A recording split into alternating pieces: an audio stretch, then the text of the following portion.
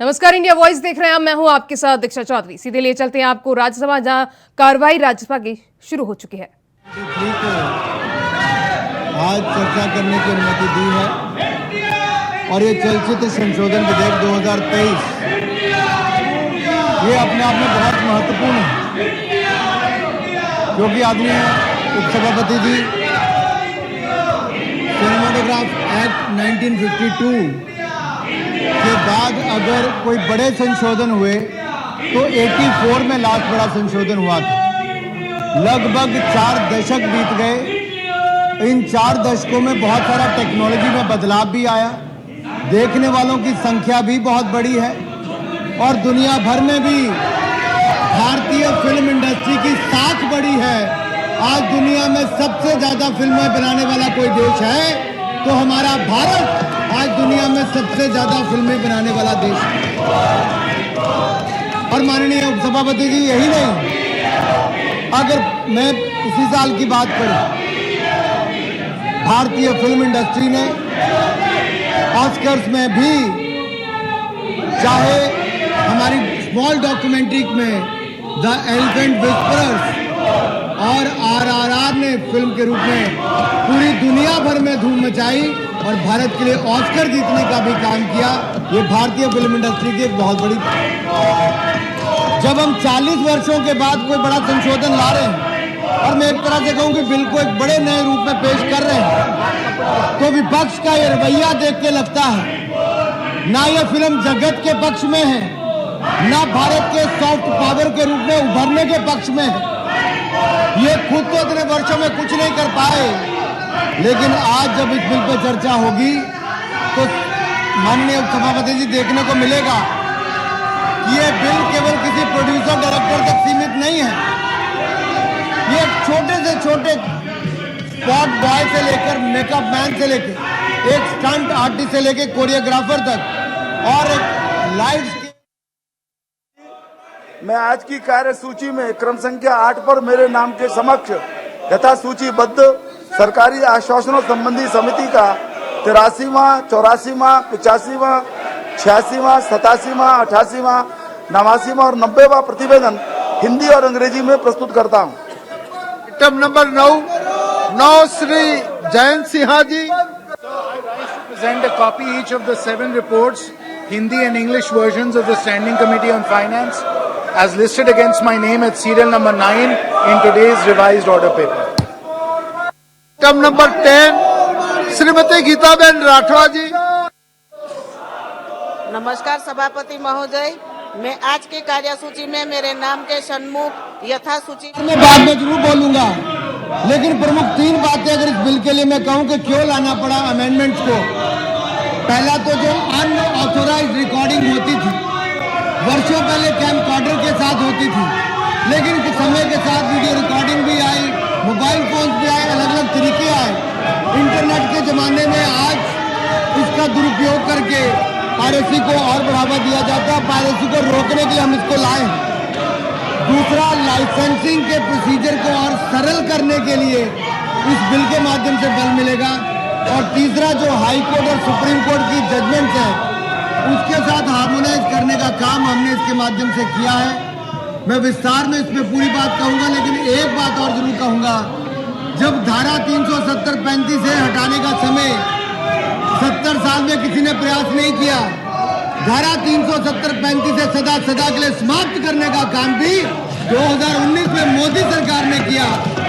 लेकिन उससे पहले भी माननीय उपसभापति जी 370-35 के कारण इस एक्ट में प्रभाव आता था, लेकिन हमने अब उस सेक्शन को ओमिट करने का काम किया है, तो हमारे जम्मू कश्मीर के भाई और बहनों को, वहाँ के कलाकारों को भी इससे लाभ मिलेगा। आपने मुझे बोलने का अवसर दिया, मैं सभी माननीय सदस्यों का सुनने के लिए बेताबी से इंतजार कर रहा हूँ। तो मुझे पूर्ण विश्वास है सिनेमा जगत के पक्ष में, सिनेमा जगत से जुड़े सभी लोगों को, डिस्ट्रीब्यूटर से लेकर फिल्म बनाने वाले से लेकर स्पॉट बॉय से लेकर एक आर्टिस्ट तक, हर किसी के हित में बिल लेकर आए हैं। पूरे सदन का मुझे लगता है समर्थन इसमें मिलेगा। मैं आपसे इसलिए निवेदन करता हूं। धन्यवाद। I now call upon the members whose names have been listed for participation in the discussion Gupta. Shri Ritesh Pande ji. Sir, इस बिल के इंट्रोडक्शन का मैं विरोध इसलिए कर रहा हूं। Take your seats please take your seats. माननीय सदस्य प्लीज आप जानते हैं सदन के रूल्स और प्रोसीजर के तहत सिनेमेटोग्राफिक बिल पर हम डिस्कशन कर रहे हैं। अगर इस पर माननीय लोग भी बोलना चाहते हैं तो मैं इजाजत दूंगा, अदरवाइज जिस इश्यू को माननीय चेयरमैन डील करके स्पष्ट कर चुके हैं उस पर बोलने की इजाजत मैं नहीं दे सकता। बहुत क्लियर। माननीय Shri Sushil Kumar Gupta,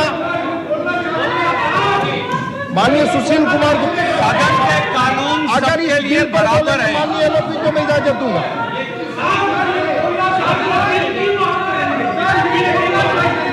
cinematography bill pay बोलेंगे माननीय लोग भी,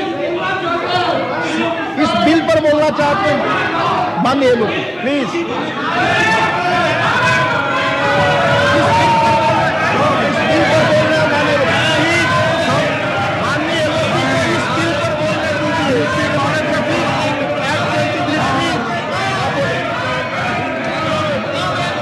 उपाध्यक्ष महोदय, मैं दिल की बात भी करना चाहता हूं और दिल की बात भी करना चाहता हूं, क्योंकि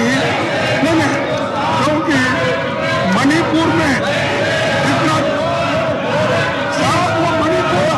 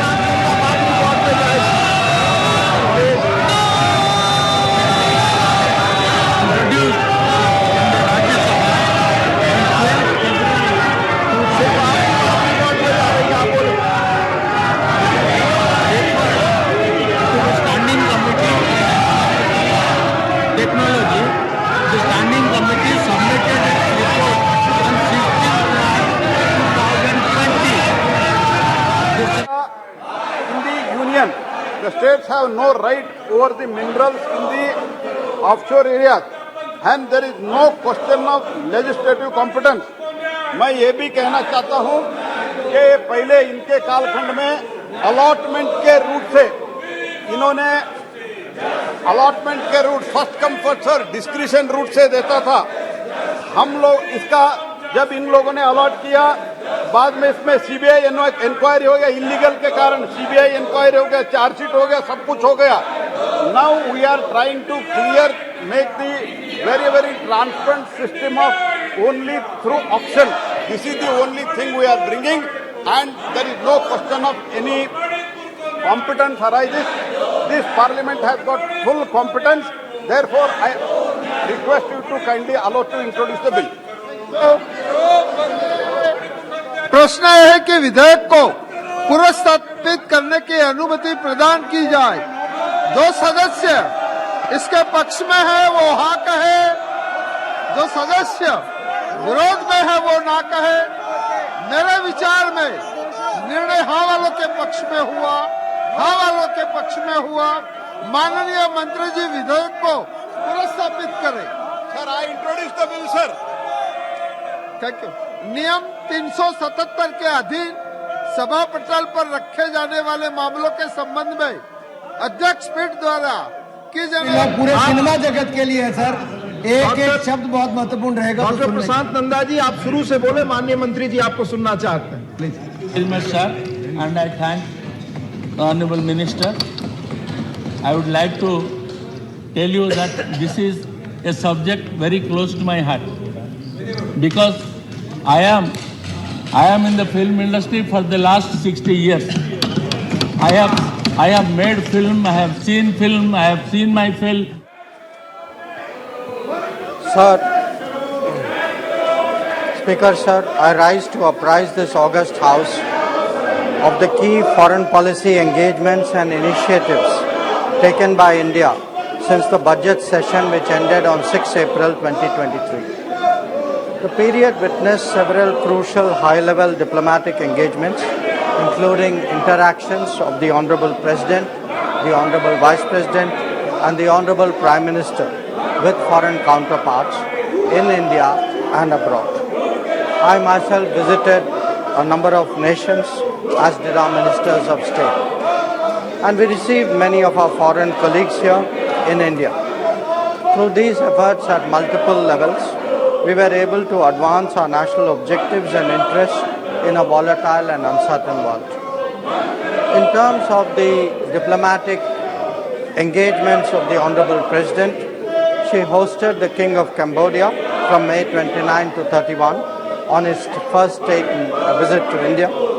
This marked the celebrations of the 70th anniversary of the establishment of diplomatic relations between India and Cambodia. Honorable President was the chief guest of the celebrations commemorating the 150 years of arrival of Indians in Suriname in Latin America in June. She was conferred Suriname's highest distinction, the Grand Order of the Chain of the Yellow Star. Speaker Sir, I think this is a matter of pride for all Indians. Honorable President also visited Serbia in the same month. Honorable Vice President visited the United Kingdom on May 5 and 6 to attend the coronation ceremony of King Charles III. He interacted with various leaders, including the presidents of Germany, of Israel and Brazil. He also met Indian students and diaspora members. In June, Honorable Vice President engaged his counterparts in Zimbabwe and Gambia in New Delhi and received the Deputy Prime Minister of the DRC, Democratic Republic of Congo. During this period, Honorable Prime Minister visited 7 countries, and each of these visits, Speaker Sir, is notable and should be appreciated by all members of the House. Bilateral visits were made to Australia, to the United States, Egypt, France and UAE. Prime Minister participated in the Quad and the G7 meetings in Japan, and he co-chaired the 3rd FIPIC Summit in Papua New Guinea. He also hosted the Prime Minister of Nepal and the President of Sri Lanka in New Delhi. So, the official state visit to the United States of Prime Minister Narendra Modi from June 20 to 23 was only the second by an Indian Prime Minister. He was also accorded the rare privilege of addressing the joint session of the US Congress for the second time. He is the only Indian Prime Minister to have done it twice. In Washington, D.C., Prime Minister was given a formal state welcome at the White House. As a special gesture, the US government had invited nearly 8,000 members of the Indian diaspora to witness the arrival ceremony.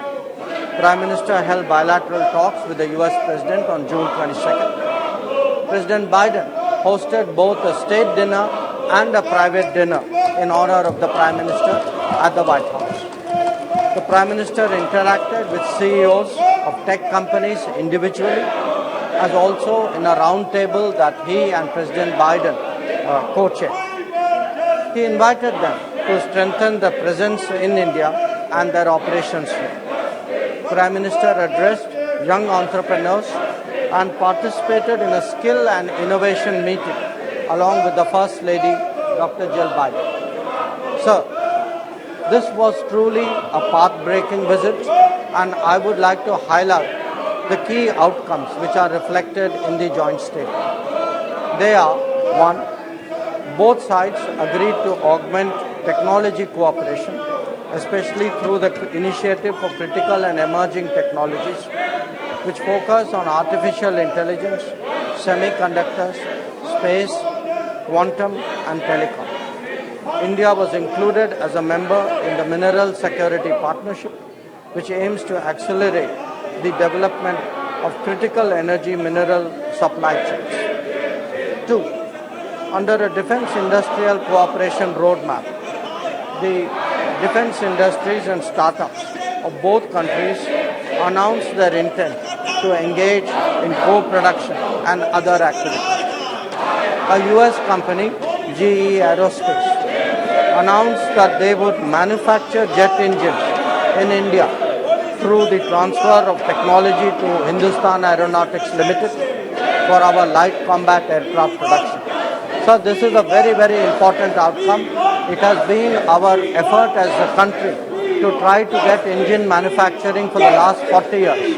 So to get this during this visit is truly something which the country should appreciate. 3. The Indian Space Research Organization, ISRO, signed the Artemis Accords with NASA, the US National Aeronautics and Space Administration, for cooperation in civil exploration of outer space for peaceful purposes. NASA and ISRO announced that they would cooperate in human space flight and launch a joint effort to the International Space Station in 2020. 4. The two countries resolved 6 outstanding bilateral trade disputes in WTO through mutually agreed solutions. This is a very unusual, very exceptional way of resolving trade matters. And again, sir, is something which the House should note and appreciate. The two countries agreed to strengthen collaboration between our respective SMEs and to boost innovation linkages. In the semiconductor domain, 3 American companies, very well-known companies, made announcements to build a semiconductor assembly and test facility in India and for training Indian engineers and workforce. 6. In the telecommunications sector, both agreed to collaborate towards a bilateral trusted network, trusted sources framework, enable participation of Indian companies in the US RIP and Replace program, and undertake ORAN reciprocal projects. India and the US agreed to also accelerate cooperation in the field of green hydrogen. 7. To deepen people-to-people ties. And all honorable members should have an interest in this particular part of the cooperation. Because we have a diaspora of 4.4 million Indians in the United States. The US has decided to open 2 new consulates in Bengaluru and Ahmedabad. India will also take steps to operationalize a new consulate in Seattle and look for 2 other locations. 7, we agreed to strengthen education partnerships, and the US agreed to return 105 antiquities that were illegally trafficked to the United States. 9, given our shared vision of free, open and inclusive Indo-Pacific, we agreed to commence an Indian Ocean dialogue, and the US will support our Indian Ocean, the Indo-Pacific Oceans Initiative. And 10, India and US will work together for the development of digital public infrastructure and also strengthen our cooperation in multilateral banks to address global challenges. Sir, honorable members, I think all honorable members would be interested to know that Prime Minister himself led the 9th International Day of Yoga on 21 June at the UN headquarters in New York. It involved 135 nationalities and it set a Guinness World Record. World record, sir, for the number of countries for any single event.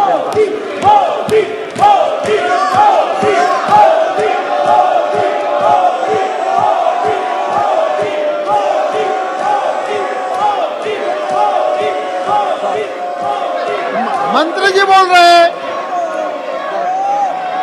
Prime Minister participated in the G7 summit and the Quad leaders meeting in Hiroshima on 20 May 2023.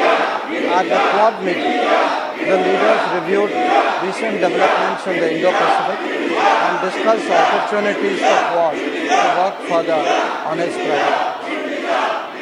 They released a Quad leaders' vision statement. They announced a new clean energy supply chain initiative, a Quad infrastructure fellowship program, a Quad partnership for cable connectivity and resilience, and we will be working together, sir, for the first ORAN deployment in the Indo-Pacific in Palau. The leaders released a Quad statement also on critical and emerging technology standards, apart from reviewing the progress that we have made on our maritime domain awareness initiative. They launched a Quad investors network, and I am happy to inform the House that Prime Minister has invited all Quad leaders to India for the next summit in 2024. So, Prime Minister participated in the outreach summit of the G7. He held meetings with 14 presidents and prime ministers, as also the UN Secretary General. The details are there in my statement. With regard to his landmark visit to Australia, the Prime Minister held a meeting with his counterpart on May 24th, signing the Migration and Mobility Agreement was one of the highlights of the visit. It shows the commitment of the Modi government to support students and explore the global workplace. During his stay, the Prime Minister interacted with a very wide array of public figures, participated in a business roundtable, and addressed the Indian community, sir. I think we all had the privilege of seeing it in person. Many of us watched it in this nation on our television screens. And definitely it was one of the most memorable visits made by any head of government to Australia. And I think many honourable members would recall the words with which Prime Minister Albanese greeted Prime Minister Modi, calling him the boss. So I wish to also add that during the visit, Prime Minister announced our intention to establish a new consulate in Brisbane, and this is something which we will be doing for the benefit of Indians abroad as well as for NRIs very, very soon. Sir, I would now like to say a few words about Prime Minister's visit to France. He was a guest of honor at the Bastille Day. The Bastille Day is the national day of France. It is like our January 26th. We had a tri-services military contingent from India, including the Punjab Regiment. Punjab Regiment, sir, has a great history in France. It helped to defend Paris during the First World War. And Prime Minister, sir, was given the rare honor of being conferred the Grand Cross of the Legion of Honor. This is France's highest civilian award. And Prime Minister Narendra Modi was the recipient of this award. He held meetings with the President, the Prime Minister, the heads of the two chambers of the Parliament, with CEOs of Indian and French companies, and we announced the setting up of a new consulate in Marseille. We also released, sir, a vision document about our strategic partnership that goes on till 2047. On his way back, Prime Minister visited the United Arab Emirates. In Abu Dhabi, he held talks with Sheikh Mohammed, the President of the UAE, and it resulted in three very important outcomes: the trade settlement in our national currencies, the interlinking of payments of central banks, and the establishment of a campus of IIT Delhi in Abu Dhabi. Prime Minister received the President-designate of COP28 because we will have a very notable role to play at that gathering. A month before this visit, sir, Honorable PM paid a state visit to Egypt. It was the first bilateral visit by an Indian Prime Minister in 26 years. He held talks with the President of Egypt, and we elevated our ties to a strategic partnership.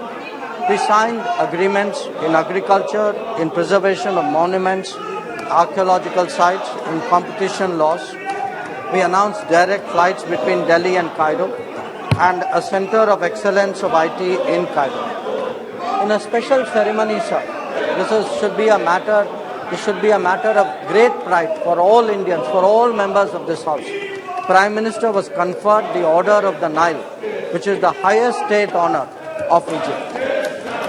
Another notable development, sir, during this period was the co-hosting of the third summit of the Pacific Islands Forum, jointly with Papua New Guinea on May 22nd. Prime Minister was received with great warmth, with great courtesy when he arrived in Papua